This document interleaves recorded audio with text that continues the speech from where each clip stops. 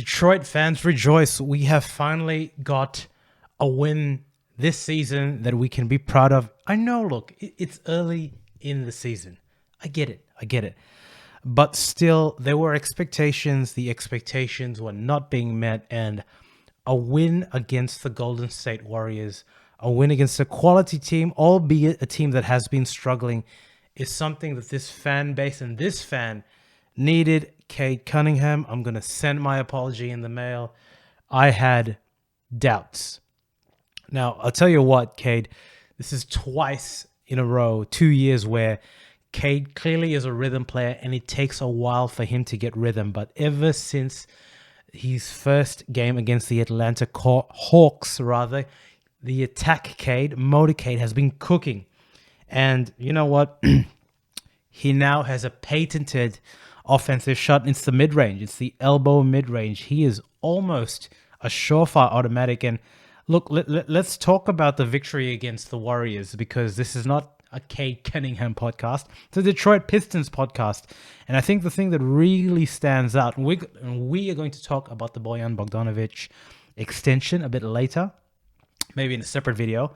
But let's talk about the offensive production. One, two. Like, we had 4 players. Jaden Ivey hit 15 points, but 4 players in 20. And I think when Detroit has historically been at the best, the 04 Pistons and obviously the Bad Boys prior to that, we did not depend on any one individual for offensive production. And I think for the longest of time, it's been on the shoulders of Cade. And this just shows, this was the blueprint, really, of how the Detroit Pistons should play, and what a Detroit win looks like. Sadiq looked good. 4 from 9 from 3. Isaiah Stewart, 10 free throws. Everything was humming.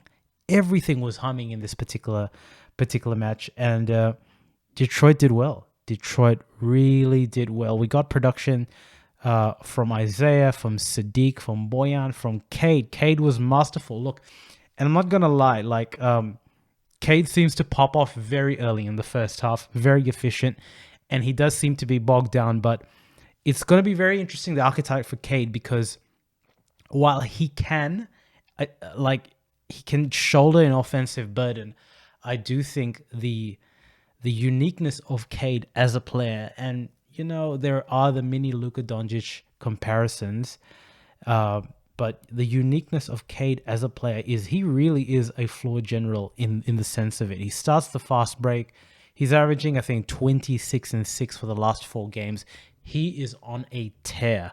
He's actually on a tear, and we're so happy to have him in Detroit. But the key here is to have Sadiq, Isaiah, Bojan. Bojan, you could pencil 15 to 20 points relatively efficiently.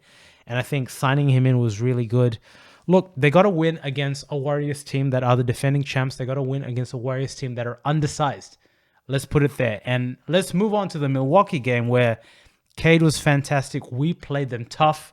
We made it a game. I think this is Jaden Ivey's best game so far. He really showed what a menace. Jaden Ivey needs to attack. There's no doubt that he is recovering from whatever illness he's recovering from, but he needs to put his head down, go straight to the rim, and he contorts really well. There's shades of Morant, obviously. There's shades of Derrick Rose in terms of the acrobatic finishes there. Maybe not quite as... He's explosive. Jaden's explosive. And, against the Milwaukee Bucks, we played them tough. And I think we got to the line.